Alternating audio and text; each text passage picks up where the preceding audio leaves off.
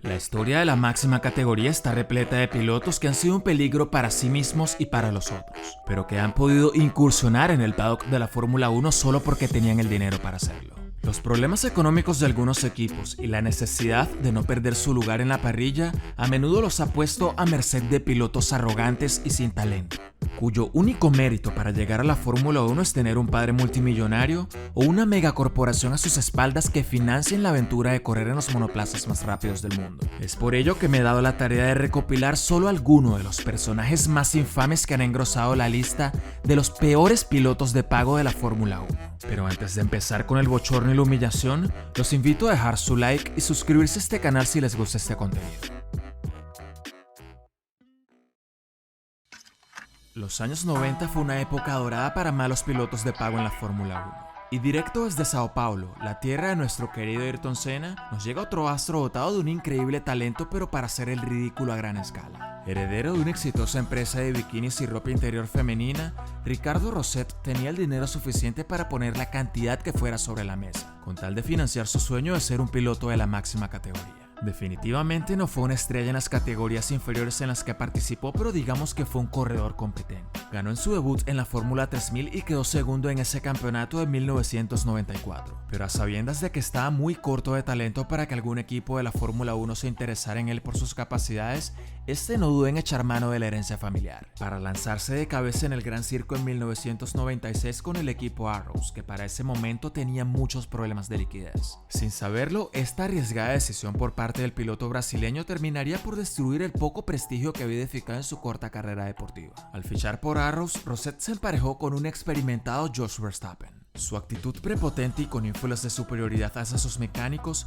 hizo que no fuera del todo bien recibido por los hombres que trabajaban más de 12 horas al día para construir su automóvil. Fueron muchos los testimonios de gente que trabajó a su lado que confirmaba que Ricardo se creía un ícono del deporte solo por tener un lugar en la parrilla, sin saber que llegar a la Fórmula 1 era solo el comienzo. Además, sus resultados no coincidían con la enorme confianza que se tenía. En el Gran Premio de Argentina en 1996 clasificó a la grosera diferencia de 2 segundos de su compañero de equipo, y los 3 grandes premios siguientes a ese terminaron en accidentes para él. Pero bueno, para resumirle su temporada de debut, Rosset no superó a Verstappen en ninguna de las carreras disputadas ese año, y la diferencia que le sacaba el holandés en la clasificación era embarazosa. En Mónaco lo pudo superar por casi 3 segundazos. Rosset no pudo lograr ni un solo punto en el campeonato para el equipo y las quejas de los mecánicos sobre él eran interminables. Pero este fracaso no iba a detener a nuestro buen Ricardo, y al año siguiente decidió empacar maletas con rumbo al equipo Lola Mastercard para hacer un ridículo aún más grande. Y es que los autos de esta escudería estaban mal construidos. El chasis de Lola se basaba en la tecnología de la IndyCar. Nunca estuvo en el túnel de viento y apenas tuvo pruebas en la pista. Este Frankenstein con motor ni siquiera cambiaba de marcha correctamente y lo más obvio,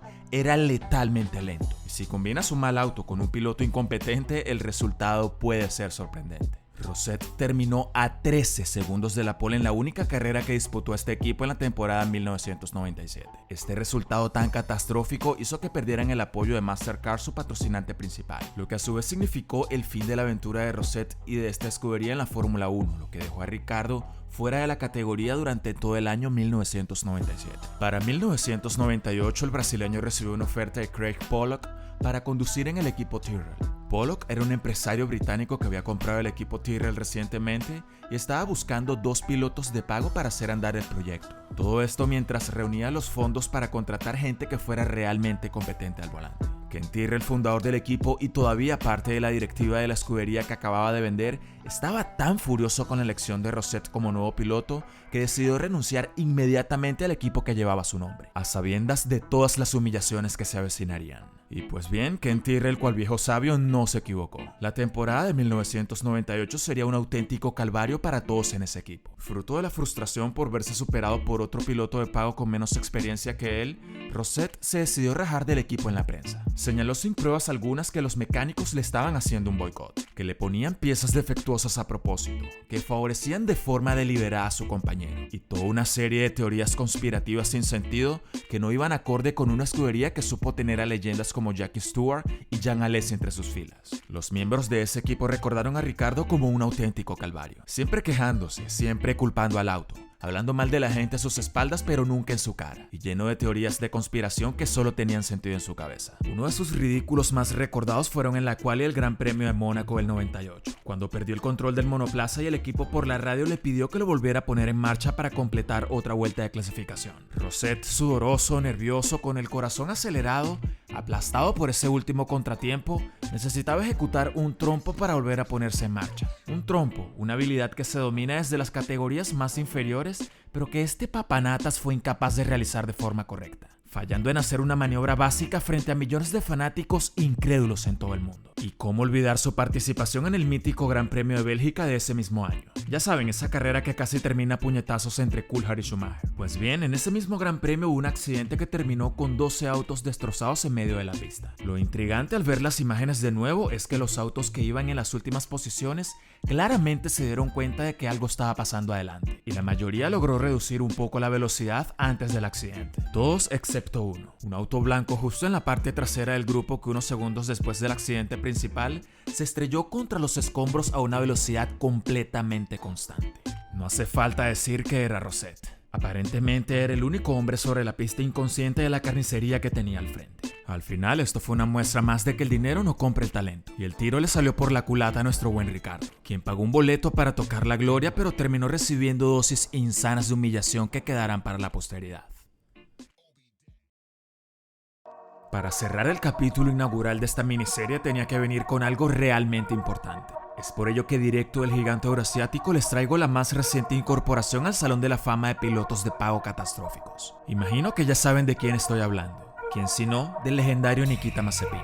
La aventura del piloto ruso en la Fórmula 1 fue polémica desde el inicio hasta el final. Mazepin sí que personificaba el estereotipo de Darish Kaz que creía estar por encima del bien y el mal. Un controvertido, agresivo y casi ilegal estilo de pilotaje, sumado a sus polémicas fuera de la pista como el puñetazo a Kalut Aylot y otros temas más delicados como el acoso sexual, definitivamente no eran la mejor carta de presentación para darse a conocer en el mundo de la Fórmula 1. Más aún en una época donde la cancelación está a la orden del día. Pero como dice el dicho poderoso, caballeros don dinero, y la inmensa fortuna del padre bastó para barrer los desastres del hijo debajo de la alfombra y hacerlo piloto titular de una escudería al borde de la quiebra como lo era para aquel entonces el equipo Haas, emparejado con el también debutante Mick Schumacher, hijo del Kaiser Michael Schumacher. Nadie podía negar que su llegada a la categoría había sido cuestionable. Pero bueno, al menos debíamos otorgarle el beneficio de la duda y ver qué tenía para ofrecer este piloto. Y para sorpresa de nadie, su exhibición fue un show supremamente patético en la que quedaron muy claras dos cosas. La primera era que no estaba a la altura de la Fórmula 1. Y la segunda, que Mazepin sería un peligro para el resto de los pilotos de la parrilla.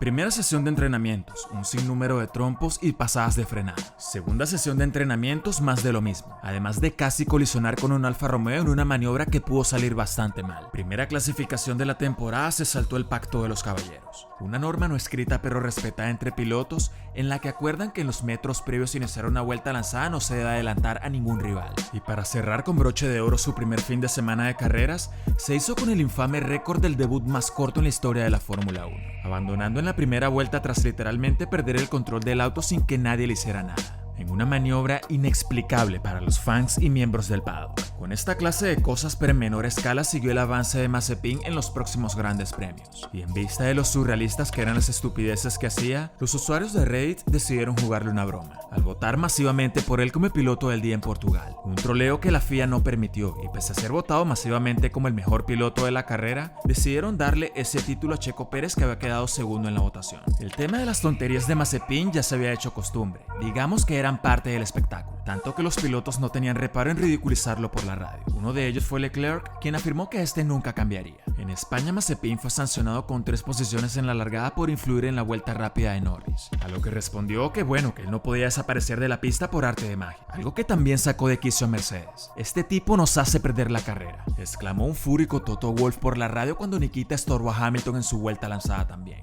Podríamos pasar la siguiente hora detallando todos y cada uno de los trompos, salidas y pasadas de frenadas del piloto ruso, ninguno más memorable que el otro. Y a este punto sé que muchos de ustedes se estarán preguntando, ¿en serio esto da para que sea uno de los peores pilotos de pago que hayan existido? Es decir, lo de Mazepin no es diferente a lo mostrado por decenas de hijos de papi que aventuraron sin fortuna en el gran circo. Pues bien, aquí es donde empieza la parte oscura de esta historia. Y es que el dinero con el que se financió la carrera del piloto ruso no venía de la venta de bikinis como el de nuestro buen amigo Rosette, ni de una megacorporación de alimentos como en el caso de Latifi. El dinero de los Mazepin provenía de una empresa de fertilizantes minerales que estaba fuertemente ligada al Kremlin. Es decir, Dmitry Mazepin era uno de estos oligarcas rusos que había amasado una inmensa fortuna gracias a los privilegios y concesiones que le otorgaba su líder Vladimir Putin. Y aquí ya entramos en un terreno escabroso. Y antes que nada quiero dejar claro que este video es sobre Fórmula 1 y no sobre política. Pero lamentablemente hay ocasiones en las que esos dos mundos se unen y casi nunca el resultado suele ser bueno. Sea cual sea el bando que apoyes, creo que todos podríamos concluir que la invasión de Rusia a Ucrania ha sido cuanto menos atroz y sangrienta. Esta acción por parte del presidente de Rusia ha sido repudiada por casi todo el mundo. Y la mayoría de organizaciones occidentales no han escatimado en aplicar sanciones a los responsables directos e indirectos de esta barbarie. Por ejemplo, la Fórmula 1 expulsó el Gran Premio de Rusia del calendario 2022 y la federación vetó a los equipos rusos de participar en cualquier competición amparada por la FIA. Sumado a esto, la Unión Europea sancionó a los oligarcas rusos congelando cualquier activo que tuvieran sobre su territorio. Una sanción que afectó directamente a Dmitry Mazepin y por ende terminó salpicando a su hijo y al equipo Haas. La presión a la que estaba sometida la escudería norteamericana era tremenda. Por un lado, necesitaban el dinero de los Mazepin para sobrevivir, y por el otro, el daño que provocaría a la reputación del equipo tener al piloto ruso entre sus filas podría ser irreparable, por lo que la escudería tomaría una decisión bastante práctica e inteligente, pero dura para todas las partes. Y es que de forma unilateral, Haas emitió un comunicado en el que anunciaba la expulsión de Nikita Mazepin de la organización con efecto inmediato. Con esto, Nikita se quedaría sin opción alguna de continuar en la Fórmula 1, y Haas con la titánica tarea de encontrar un nuevo patrocinador principal que lo sustentara económicamente. Bueno, eso o quedarse con el dinero de los Mazepin. Y sí, Haas haría el atraco del año al negarse a devolverle a los rusos el dinero que dieron por anticipado, empezando así una riña que escalaría a niveles insospechados. Mazepin juró vengarse de su ex equipo y emprendió una campaña para recuperar 13 millones de dólares de su padre, dinero que este había pagado por adelantado para iniciar el desarrollo del coche de 2022. Empezaron emitiendo comunicados en los diarios más importantes de Europa, donde exigían su dinero de regreso y señalaban a los directivos de Haas como viles ladrones. Acusaciones que los norteamericanos respondieron con un no devolveremos nada, además de exigir una compensación adicional por pérdidas de ganancias, sufridas a raíz de los patrocinantes que decidieron darle la espalda con todo este drama. Los dimes y diretes escalaron hasta el punto de que Nikita Mazepin en julio de 2022 decidió demandarlos formalmente, por motivo de salarios atrasados que según él, Haas debió pagarle ese año. Una lucha en los tribunales que el propio piloto admitió que sería un asunto personal, en la que no estaría inmiscuida la empresa de su padre, dejando entrever que esto no se trataba de dinero, sino de su venganza contra un equipo al que no dejaría salirse con la suya. A la fecha de publicación de este video no hay más detalles sobre el avance de la demanda del polémico piloto ruso, pero más allá de esto, el ridículo que les hizo pasar en la pista, el desprestigio internacional que supuso su presencia en Haas, y la imperiosa necesidad de verlos arruinados después de ser echado de la organización,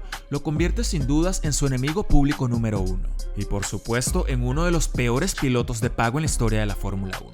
Si te ha gustado esta miniserie y quieres que exista una segunda parte, por favor házmelo saber en la casilla de los comentarios. Asegúrate de dejar tu like y pulsar el botón de suscripción si te agradó lo que viste. Un gran saludo a todos y nos vemos en el próximo video.